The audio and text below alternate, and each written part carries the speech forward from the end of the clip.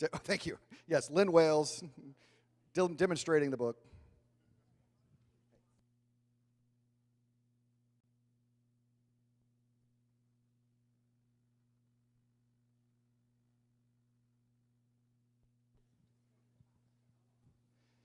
Okay, is everyone, are we close to ready? John, are we good?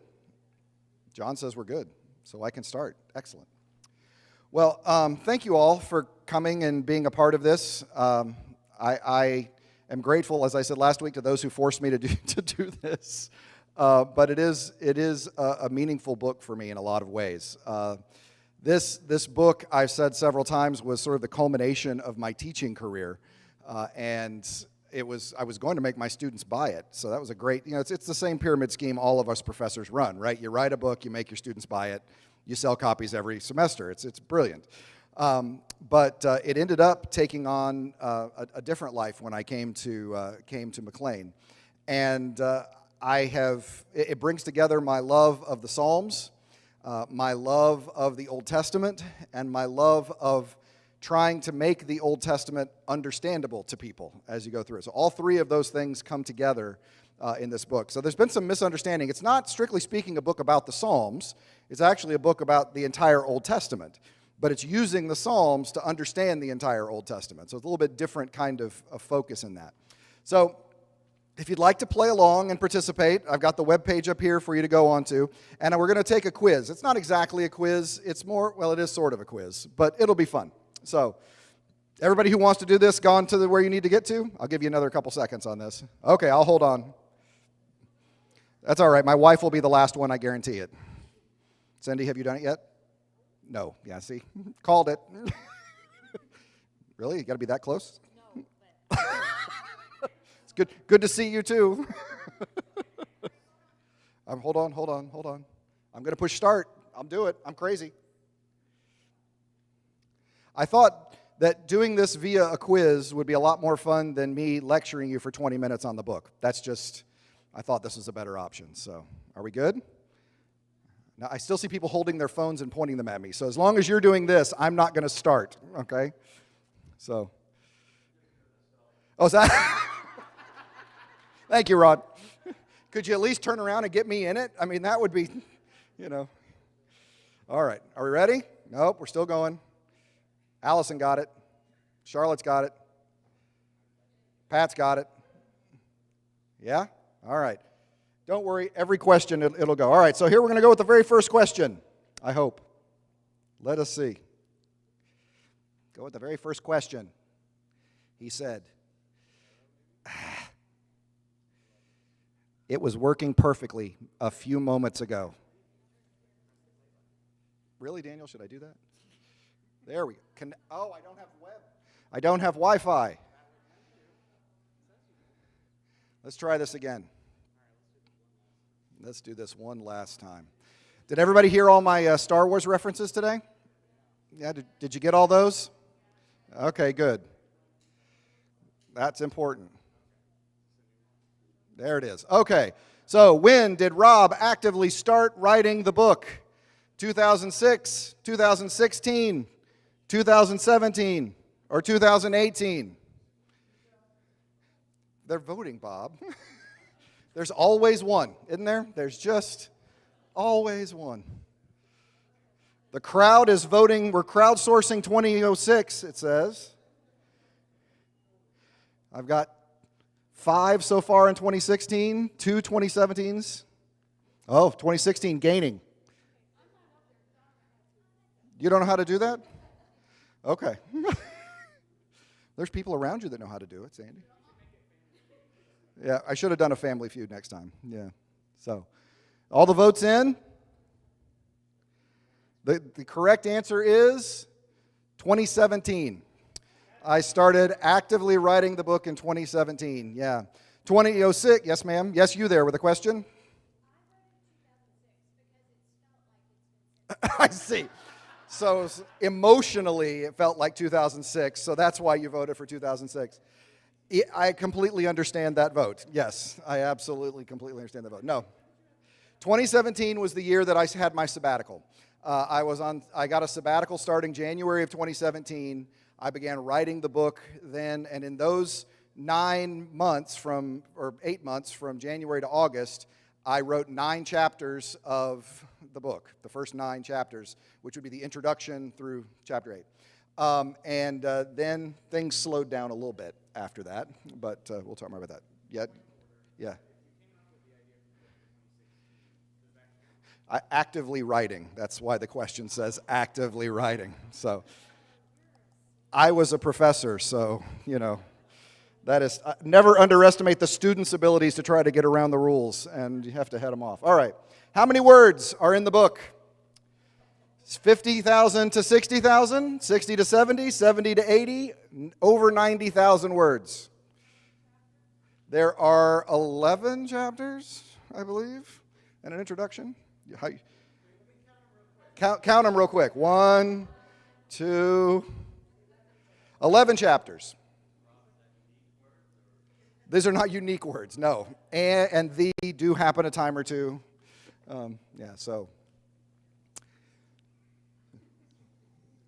Because, I'm a professor. You don't say in one word what you could use 10. So, now we tried that already, Joel. No. So we're getting a nice bell curve on this. How we doing? Yeah? All right. The correct answer is over 90,000 words in this book. So my own family is breaking into a fight over here by not getting the correct answers. I am a certified yapper, so there's going to be a lot of words. Yeah, 90,000 words in this. What was the hardest chapter to write? The introduction, the chapter on creation, the chapter on the prophets, chapter on wisdom. Yeah, a lot of people think getting started is the hardest thing to do.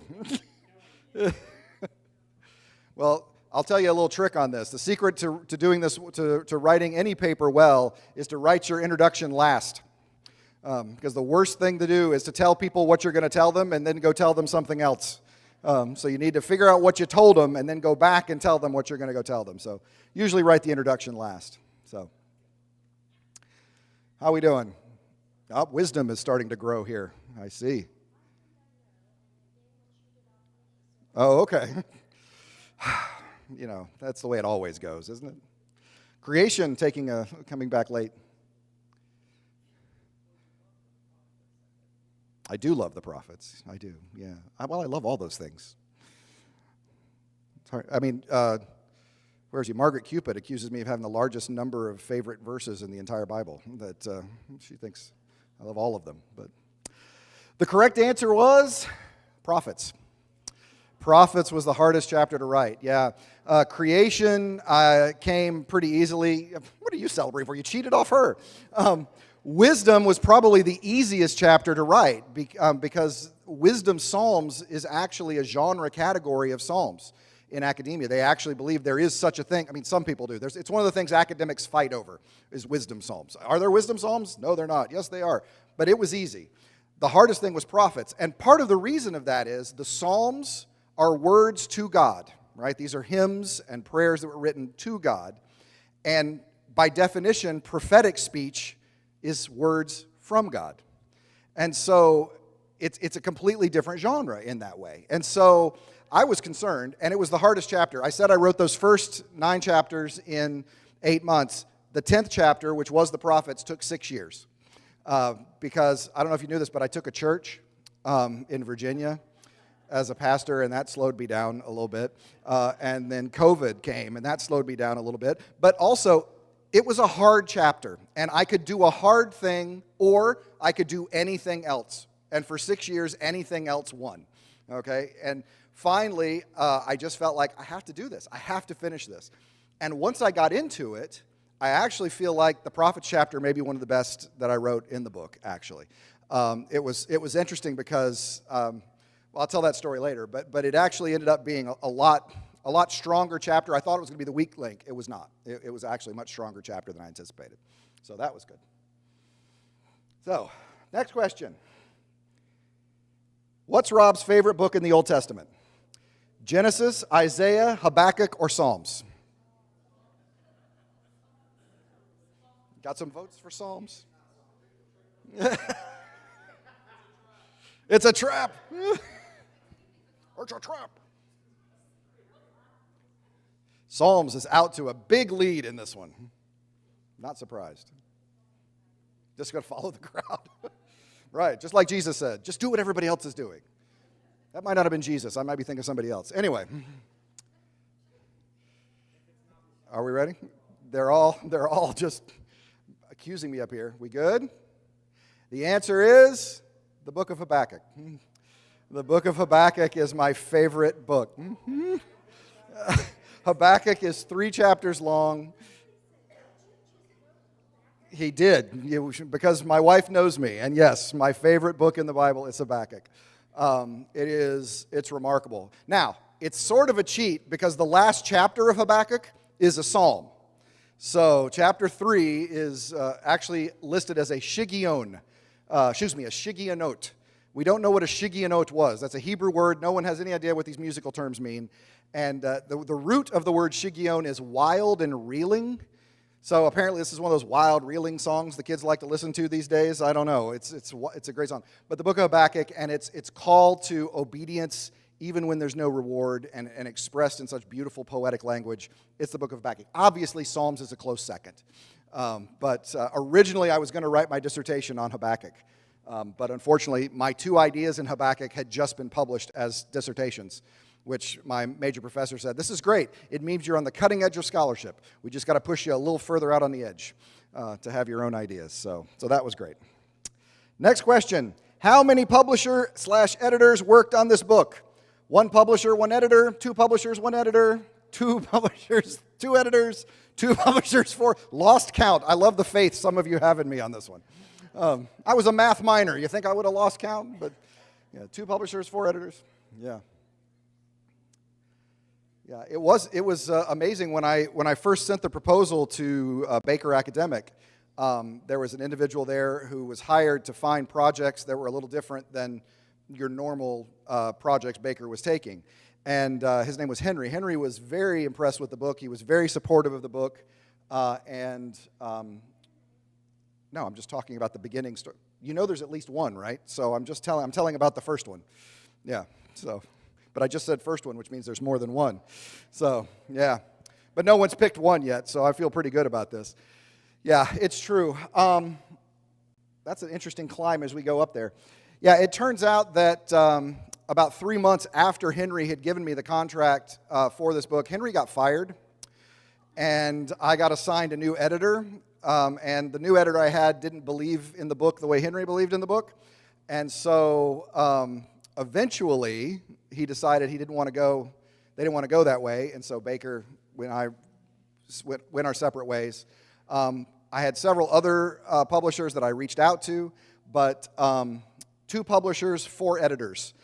In fact, just when I was getting to the end of the process, like literally I had given them the manuscript, and it was last September, the editor that I had been assigned to with Helwas changed jobs as well, and my book went to another editor who ended up having to continue doing it. That was one of the delays. It was going to be out in October, and it ended up getting delayed until March. So yeah, 2 publishers, 4 editors on that process. I translated over 1,000 verses for the book. All the translations are mine. My translation philosophy is at the beginning of the chapter. How many of them were for the New Testament? It's a Psalms book teaching the Old Testament. How many New Testament verses? 1, 10, 50, or 100?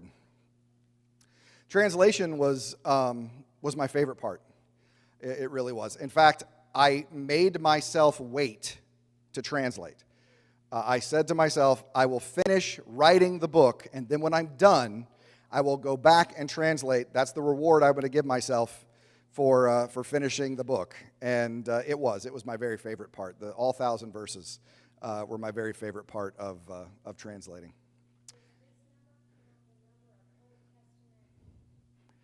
Old Testament references that are in the New Testament? It does not, no. These are just pure New Testament verses that I translated from the UBS 4th edition Greek New Testament. The UBS is the text they give to missionaries, New Testament they give to missionaries when they go abroad to translate into local languages. So That was my standard Greek text. The answer is 10. There are 10 New Testament verses in here, often making some connections as we go through. So, how many publishers said thanks but no thanks? 1, 2, 3, 4, 5. Yeah, that's more faith.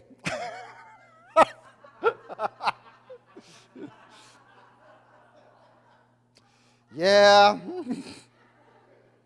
Yeah.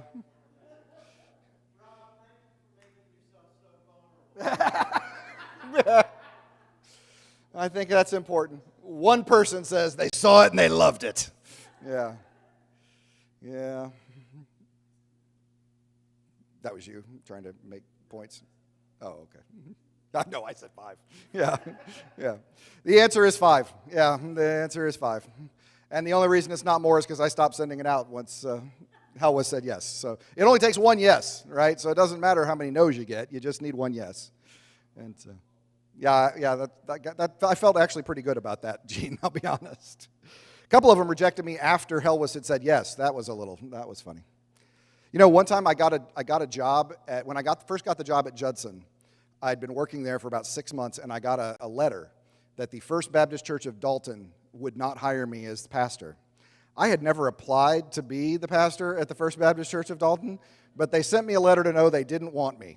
And I thought, that's a new level for me. I mean, I've been rejected by a lot of jobs, but I'd never had someone go out of their way to reject me for a job I'd never applied for. So that was new. Yeah, really. What's my favorite psalm? Psalm 1, Psalm 23, Psalm 88, Psalm 137, Psalm 150. Oh my gosh, they've talked about all of these. I hope so. Oh, Cindy voted for her favorite psalm. So we'll see if I'm right. Yeah. So this is all to get me on the record, you know, when Margaret Cupid accuses me of having too many favorite verses. This is one that's going to... How's it going? It looks like 88 is off and running. Oh, 137, gaining ground. Look at this. I watched too much Kentucky Derby yesterday. Coming up on the outside, Psalm 137. By the way, I called the winner yesterday. I just want to say that. I didn't bet, but I should have. I called the winner. So I do have witnesses for the Kentucky. Sovereignty. I felt like I needed to call that. It had to be sovereignty. I'm a pastor. I see a lot of you think I want to throw babies against the rocks. That's Psalm 137. But Psalm 80, you didn't know that was a worship song? Yeah. See what happens when you don't read the Bible? It's crazy. Yeah. It's a worship song, and it talks about that. But no, the answer is Cindy's favorite psalm also, Psalm 88. Psalm 88 is a lament psalm. It is the only lament psalm that does not have a word of trust in it. Every other lament psalm has, but I know the Lord has heard me, but I know my God will save me, but I know. The last word of Psalm 88 is darkness. All my friends have deserted me. You have put me in the pit, O God. The message of Psalm 88 is, God, my life is terrible, and I just wanted to let you know, I know it's your fault. That's the whole psalm. And it's a worship psalm. It's something you sing together, this level of honesty. The only thing the psalmist asks God for in Psalm 88, listen to me. Incline your ear to my cry, my piercing cry. It's actually the cry that a bird of prey would make. You know, listen to me screech at you, O God. That's all the psalmist asks God for. And this is a worship song.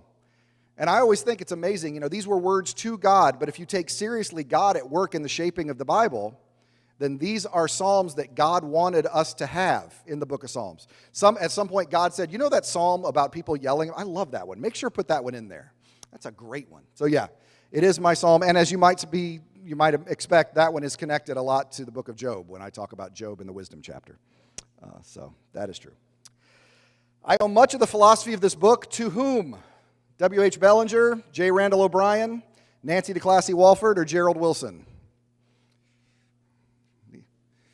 Seeing how well you know your Old Testament scholars. You might remember Randall O'Brien. He's the one who preached my installation sermon almost 7 years ago.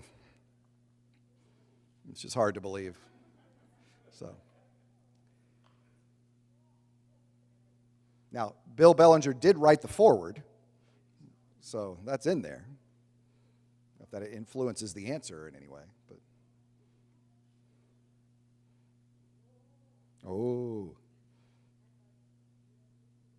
you need a new answer, do you? Too late. The answer is Bill Bellinger. Yeah, Bill was my major professor when I was at Baylor. I will confess, Randall O'Brien's influence in the book of Job certainly affects my thinking. How Randall has looked at Job in particular was important. And Nancy DeClassy-Walford, who was in the program with me at Baylor, and Gerald Wilson are two individuals. They influenced my dissertation, the way in which when I first got approaching the Psalms in Book 4 and reading it as story, all of that came out of Nancy DeClassy-Walford. But Bill Bellinger actually wrote a book that was seeing the Psalms as the center of Old Testament theology. So he had for a while thought, you could use the Psalms as an introduction to the theology of the Old Testament, and that got me thinking, well, I could use the Psalms as an introduction to the Old Testament itself, because in many ways the book of Psalms is kind of like a mini Old Testament. It's got everything in there. So yeah, Bill shaped that, and Bill, as you saw, wrote a glowing foreword at the beginning, which I didn't see that until like the week before the book came out. I didn't know. I asked him if he'd do it. He said yes. I didn't know what he was going to say, but it was wonderfully effusive, and that was great. Will Rob write another book? Yes, he's already started. Maybe. No. Are you kidding? On Revelation, right? That would take some. That would be wild. So, yeah. Some of you, so much faith in me. Oh, okay. If you don't know the answer, at least make it funny, right? That's true. Yeah, absolutely. Yeah. How are we doing? The answer is, yeah, I already started. I did. Yeah, One thing that has been sort of gnawing at me over time is trying to find ways to see God in those places it's hard to see God, right? We have this latent belief so often in church that the God of the Old Testament is big and mean and terrible, and the God and Jesus of the New Testament is nice and meek and mild. And I think both of those characters are caricatures. I think they both are wrong. And yet, I confess, there are places it's very hard to see the God of Jesus in the Old Testament because so much time has passed, so much culture has happened. And one of the reasons I wrote this book was the hope that we could peel off some of the ancient culture, be aware of our own culture, and be able to see that God is Jesus and Jesus is God, and that has always been the case. And it's not that, having a child changes you. No, that is not the way you read the Bible. God has always been Jesus. Jesus has always been God. And if we can't see that, something's happening. Something's getting in the way. But there are some specific texts that are hard, like Psalm 137, like Genesis 6, like the entire book of Nahum, like all sorts of these places where it's very hard to see the God revealed in Jesus. I do believe we can. It just takes a lot of work. And I've already started on putting some of those texts together. And basically, I think it's good finding grace in difficult places or something. I don't know the title of it yet, but I've already got the text started on that. So it's happening again. No, I don't have a publisher. I don't have any of that. But I've started the text. I've always found publishers are much more receptive if the book is done. Hey, I've got this book, as opposed to, hey, would you like to pay me to write this book? Doesn't work as well. So, all right. Well, thank you so much for your good participation in that. I thought we'd take just a few minutes before we hit the cake and the book signing for what questions you might have. If you've read the book, if you haven't read the book, if you're just curious about the book, what were things that, when you found out that I'd done this or that we were going to have this time together, what popped into your mind? Yes, ma'am. Why not a book on Revelation? I'm not a New Testament scholar, by and large. I like my chances on a non-professional, but people who are professionals, people who've written books like Richard Balcom's book on theology of the Old Testament. I could see myself writing a devotional that might help people through the book of Revelation, but something on this level, I'm not. My skill set's in a different place. Yeah, my friend Mike needs to write a book on Revelation. That's who he is. Yeah, surely.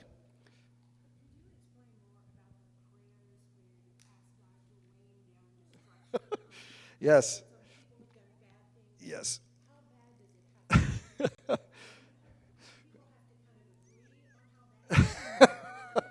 Shirley is asking a question about the imprecatory psalms. Imprecatory psalms are psalms I mentioned them in the book if you'd like a little more detail. Imprecatory psalms are cursing psalms. There are only a few of them, Psalm 109, Psalm 137, but they are psalms where the community had suffered, and they were asking God to bring vengeance because of that.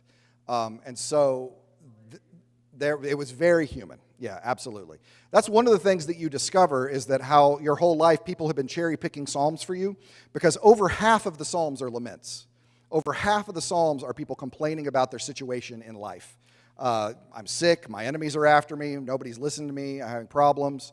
And so Psalm 137, Psalm 109, these are places where the people have come together and written a community lament that is cursing their enemies, sometimes in graphic terms like 137 that says, I wish those people would dash their babies to the rocks. Now, what is important, that's a worship song. Everybody sing, grab the babies. No.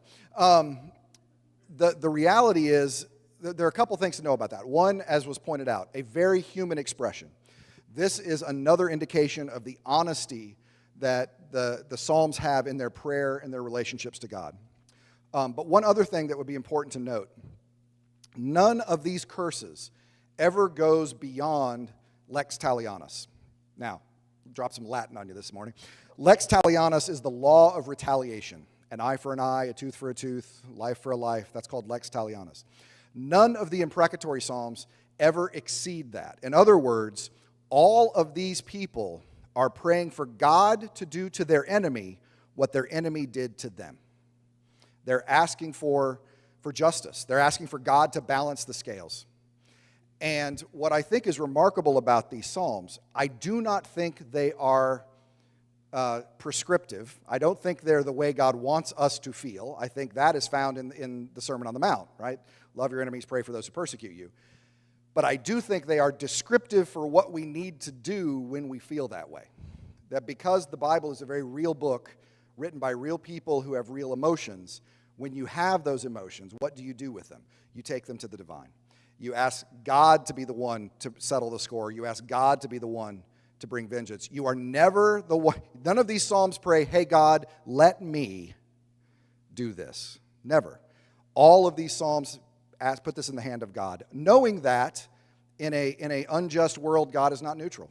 God is going to balance the scale. So that's the way that I read those very difficult passages. And then there are other places where some of that same language is used. It's a little easier to handle, like, for example, in Hosea, where God is incredibly emotional in Hosea. God has I would argue, the most emotional you see God in the whole Bible is the book of Hosea, and it is a roller coaster. God is on that roller coaster after a really nasty breakup or divorce.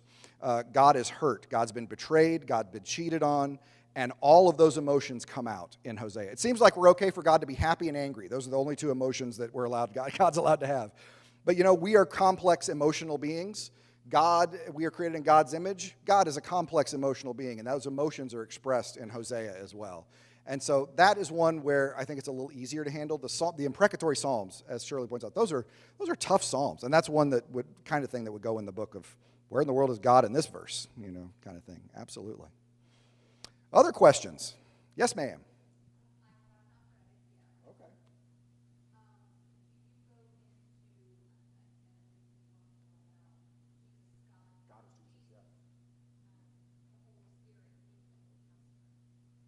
Do I go into a lot about Jesus and the Holy Spirit, or just the Holy Spirit?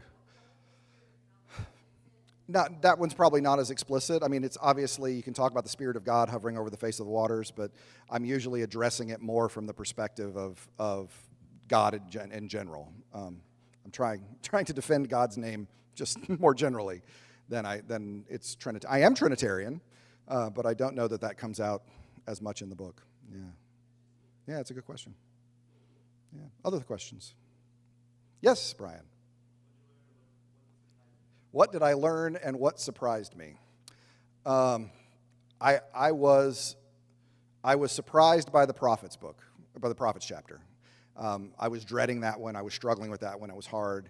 And when I got into it, it surprised me how deeply prophetic the Psalms were in ways that I had never anticipated. That might be what I learned as well. It both learned and surprised me because it was, I love the prophets so much. They are so, I don't have a word for it, just the way in which they are able to speak against the world counterculturally, risk everything at their own personal safety, all of those things, and to see that in the Psalms themselves, not just in the places where God directly speaks, because there are a few Psalms where God actually speaks, which would technically be prophetic speech because it comes directly from God, but also just in the way they talked about things and the eschatology, the end of the world. That's something I learned. That's something that both I learned and surprised me, I think. I'll answer both those questions with one answer. So, yeah. What else? Yes, Bob.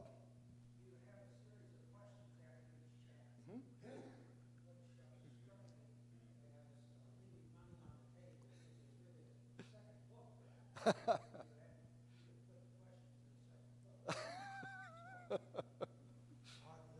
real question that I have is, have you answered those questions for yourself? Have I answered the questions for myself? I have answered the questions for myself. Yes. No. No.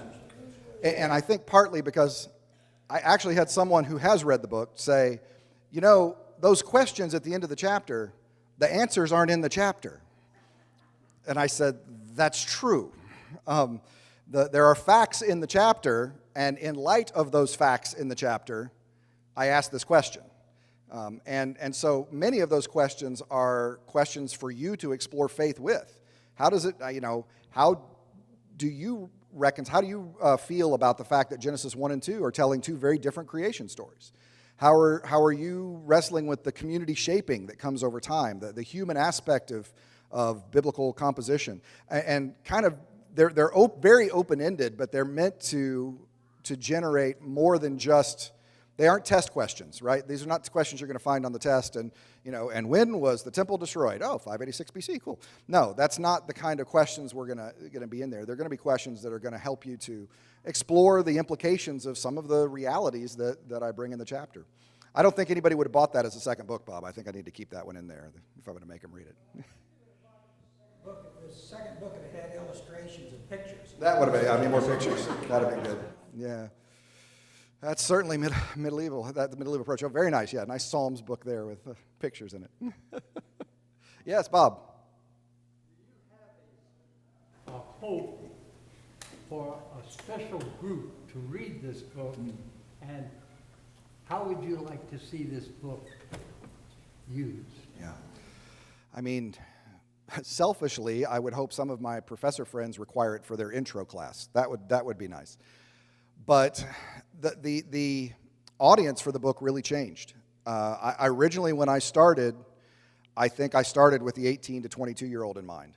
And as I came out here and went back through it and started reworking it, I think it quickly morphed into, I would hope the church would find value in this. I would hope that Sunday school classes could find value in this, that Bible studies could find value in this, and that it would provide, as I say, my deepest hope is that it will help people be able to peel back those things that are cultural in the text and realize that what that is an example of is God meeting people where they are and not God prescribing that culture. So that, yes, in the Old Testament, it is violent and patriarchal, but that is because the culture was violent and patriarchal, and God is trying to meet them there and transform it in a way. And so I hope that in the course of that kind of study, people come to see that Jesus is God and God is Jesus, and because they're able to better peel that back. So I would hope that it could be used by any intellectually curious person or group that would want to learn how to better do that and see God in places where it's hard to see God. Yeah, surely. Talk about the translation of the word chosen and Chosen. unchosen. Oh, unchosen. Chosen and not chosen. Yeah, I do talk about that, don't I? What does that mean Yeah. for people to be chosen? Yeah.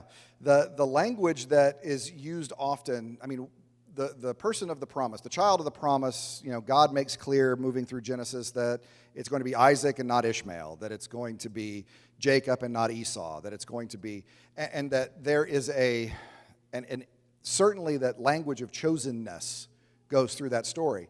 But what is remarkable and what I push back against in the book is that unchosenness or not chosenness is not rejection. All of the unchosen ones, if you will, are provided for. Ishmael has a patriarchal promise that was given to Hagar. She's the only woman that gets a patriarchal promise. That's just a wonderful way to say that. She also is the only person in the Bible that gets to name God, which is amazing. Hagar actually gives God a name, Elroy. It is, that's what it is in Hebrew, Elroy, the God who sees, which is actually the same language that Abraham names the place he sacrificed Isaac, Yahweh Yirah, the Lord has seen. It's a different form of the verb and a different name for God, but it's the same thing. But Ishmael is provided for. Esau is incredibly wealthy. That the person through whom the promise is coming and the world is being reconciled is not a rejection of other people, but in fact, as Genesis 12 says, all the nations of the earth will be blessed through. So I think that's important, and that's one thing I highlight, that unchosenness is not rejection and shouldn't be seen as such. Yeah. God loves everyone there. Other thoughts as we play Stump the Professor. Stump the Pastor. Yes, Bob. Because some of us still struggle with reconciling the God of the Old Testament with the God of the New Testament, I'm curious to know, how long ago did you reconcile it yourself? Yeah. How long ago did I reconcile the God of the Old Testament and the God of the New Testament? I would say probably early in my studies. It probably started the journey when I realized that I'd been letting other people read the Old Testament for me. That's really what happened. I was sitting in Dr. Browning's class, Dan Browning, my professor after whom Daniel is named, and Dan was talking about the prophets, and as he's talking about them, he's talking about these prophets that are upset about the legalism of the practice of the people, and that what God didn't care about, in Amos, he didn't care about their sacrifices, he didn't care about that. What he cared about was their heart, that their hearts were defined by justice and humility, and all of a sudden I realized that sounds awfully New Testament to me, right? That Jesus upset about legalism and concerned with the heart, and that was sort of that first moment that it clicked for me that it turns out that God is Jesus and Jesus is God, which shouldn't have come as news, right? That God is the same yesterday, today, and forever really should not have surprised me, the one who was and is to come. And yet, it was when I took time to read the text and not just accept the dispensations I'd heard from other people, that I discovered, wait a minute, that's not what it says at all. It's kind of like what one of my students said once. It's funny, Dr. Wallace, the Bible doesn't say what I thought it said, and what it does say doesn't mean what I thought it did. It's like, yeah, that's what happens. That's what happens. Yes, Michelle. Did you find in all of your years of studying the Old Testament, now writing about it, any evidence of any women prophets? Oh, there's always women prophets, absolutely. One of my favorite stories is in the book of 2 Kings when they're cleaning out the temple. Josiah decides we need to update the temple, and they find the book of the law that they had lost. I mean, can you imagine that, losing the Bible? I mean, that's amazing. I always told my students, before you judge them too harshly, how long would it take before you noticed your Bible was missing? Would it be Christmas before you noticed? We were going to read the Christmas story, right? But they lost the book of the law. They didn't know where it was. And so they come together, they read it. Josiah's upset, someone else is upset. And at this time, they could have taken the scripture. He said, go find a prophet and find what we should do about this, because this is terrible. And so they could have gone to Jeremiah. They could have gone to Zephaniah. They probably could have gone to Zechariah. They probably could have gone to Joel, Obadiah, Habakkuk, Nahum, all the big ones, right? All those names were in that time period. And they go to Huldah, the prophetess. And I love the way it describes her, that she's lives in the second quarter in Jerusalem, that she was married to the guy who was the grandson of the person who kept the king's wardrobe, that Huldah. Because There have been so many Huldas. I love the Bible is going to keep you from misunderstanding which Huldah you're going to think of it. But this woman prophet who comes, absolutely, Deborah, the prophetess, is listed as a prophet. Yeah, boys or girls can be prophets. Only boys can be priests. But there are plenty of examples of female prophets, yeah, throughout the Old Testament. Obviously, you said earlier, like it was a patriarch. It was. It still is. But Which is anyway. remarkable. Yeah. You know what I mean? That story is there is remarkable. There's just none that are actual books. We don't have any books written by female prophets, no. We don't know, I mean, the books that when they're written, we don't know how long it took to get those books written down. We know that they were probably preserved orally. That's probably why the prophets wrote in poetry. All the prophets wrote it. Can you imagine having to preach my sermon in poetry every week? It would just be, it doesn't sound like Dr. Seuss long enough. But all the prophets wrote in poetry probably to aid with memorization. And then they would have followers that would take these books and keep them over time, and those would be passed down as different and special. But the truth is, it really took them being proved to be right to motivate them to really pay attention. Because most of the prophets were on the side of the government. Most of the prophets were saying all the things that the government wanted to hear. They were highly nationalistic. And it was the Jeremiahs and the Habakkuk's of the world that were saying, no, God is not confined to any one nation.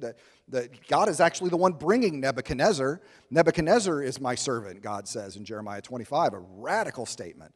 And it was after the destruction that the people started going, oh, dang, I bet these guys were the ones that were right. The Jeremiah was right. Ezekiel was right. Isaiah was right.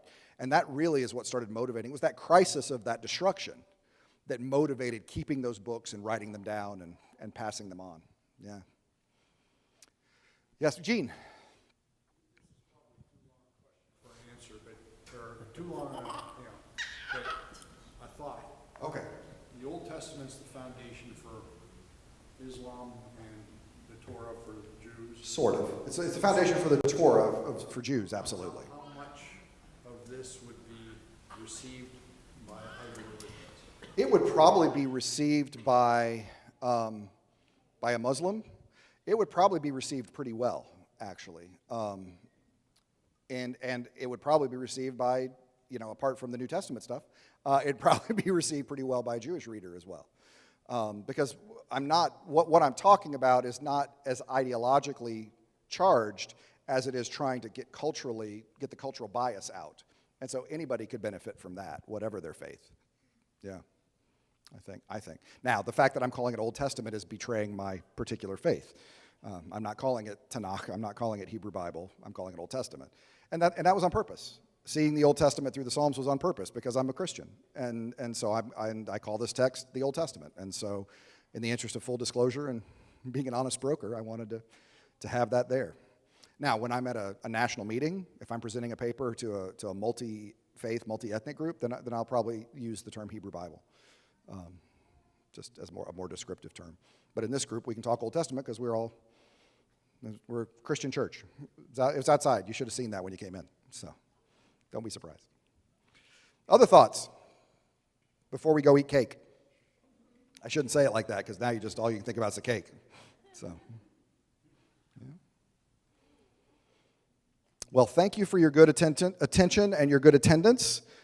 We've got some time in there. I will sit at the table and sign as many books as I need to sign, and there are copies in there. And you'll be happy to know I take PayPal, I take Venmo, I take Zelle, every major credit card, though there is a fee with that. Checks, cash, feel free to do that. But thank you so much for coming.